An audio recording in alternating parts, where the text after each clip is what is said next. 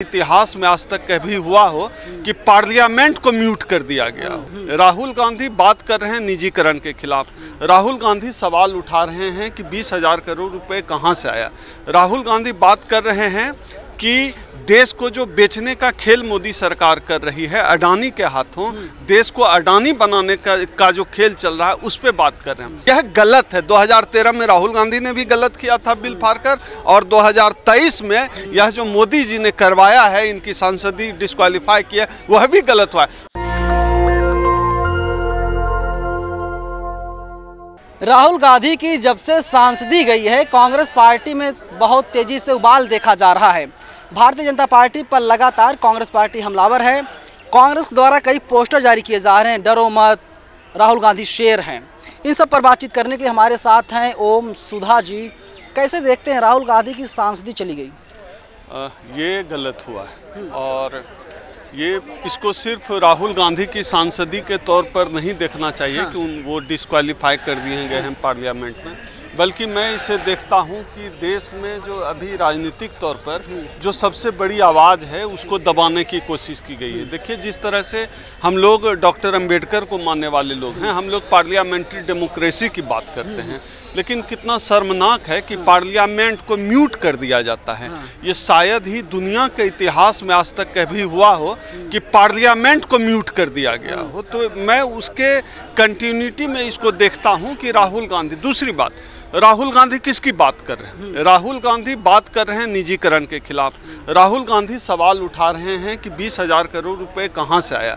राहुल गांधी बात कर रहे हैं कि देश को जो बेचने का खेल मोदी सरकार कर रही है अडानी के हाथों, देश को अडानी बनाने का जो खेल चल रहा है उस पे बात कर रहे हैं।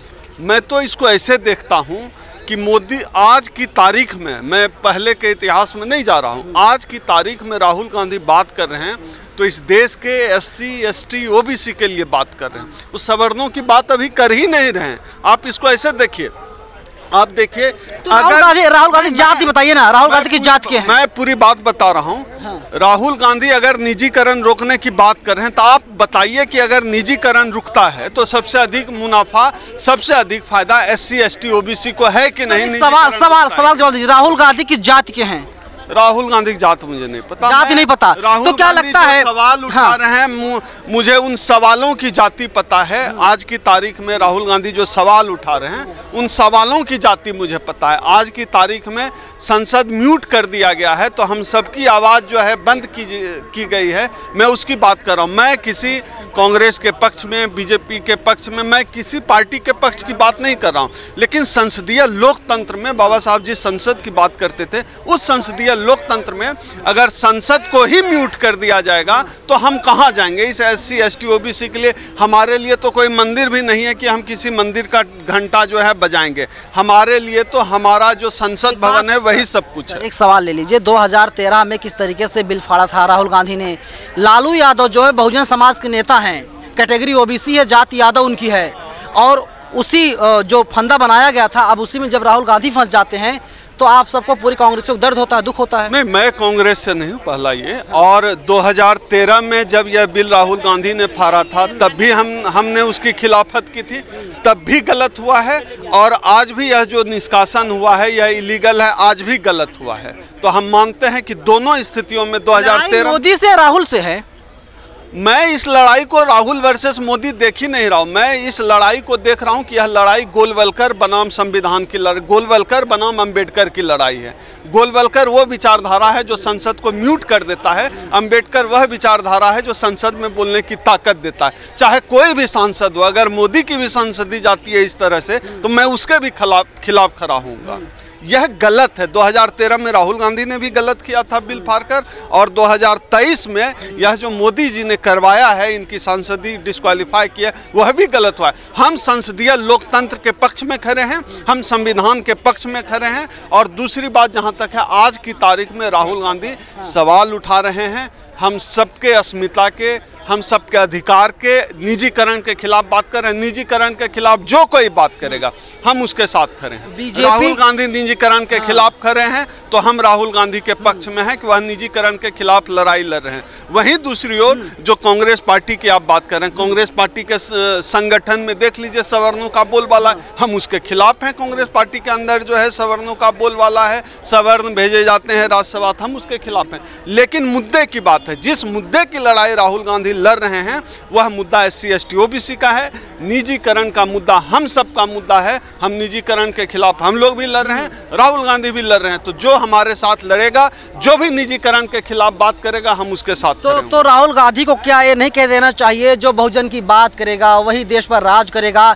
जातिगत जनगणना इतना बड़ा मुद्दा है, इस पर राहुल गांधी चुप्पी साधे हुए हैं। राहुल गांधी किन मुद्दों पर क्या बोलेंगे, मैं कौन होता हूं? मैं मल्लिकार्जुन, आप SC ST OBC की वकालत कर रहे हैं ना उनकी तरफ से। मैं ये तो सबसे, ये तो हमारी जनरल मांग है। मैं वकालत, फिर आप गलत कह रहे हैं, मैं वकालत नहीं कर रहा हूं राहुल गांधी की। मैं तो संसदीय लोकतंत्र के पक्ष में खड़ा होकर बात कर रहा हूं, भारतीय संविधान के पक्ष में खड़ा होकर कर रहा हूं बात, बाबा साहब के विचारों पर खड़े होकर बात कर रहा हूं, और लोगों जो अभिव्यक्ति की आज़ादी है उसके पक्ष में खड़े होकर मैं बात कर रहा हूं। और राहुल गांधी क्या बोलेंगे, किस मुद्दे पर उनका पक्ष होगा, राहुल गांधी जाने, खड़गे जी जाने, उनकी पार्टी जाने, उनकी पार्टी के लोग जाने, मेरा कोई हस्तक्षेप नहीं है।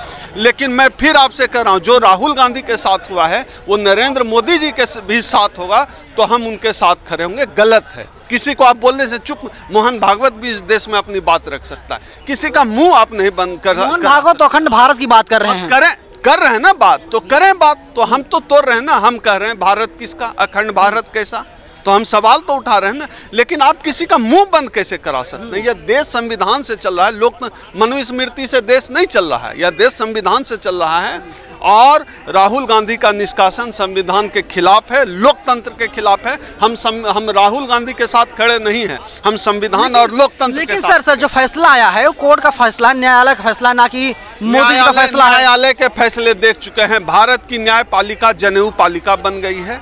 भारत की न्यायपालिका अविश्वसनीय है, हमारा कोई यकीन नहीं है। जिस तरह से हमारे समाज के आरक्षण के खिलाफ यह न्यायपालिका फैसले देती है, हम साफ मानते हैं कि हमारे खिलाफ है। यह फैसले यहाँ पर न्याय नहीं होता। कॉलेजियम पे नहीं बोलते हैं राहुल, फिर आप राहुल गांधी की बात, आप राहुल गांधी बोले नहीं बोलते हैं तो उनको बोलना चाहिए, सबको बोलना चाहिए।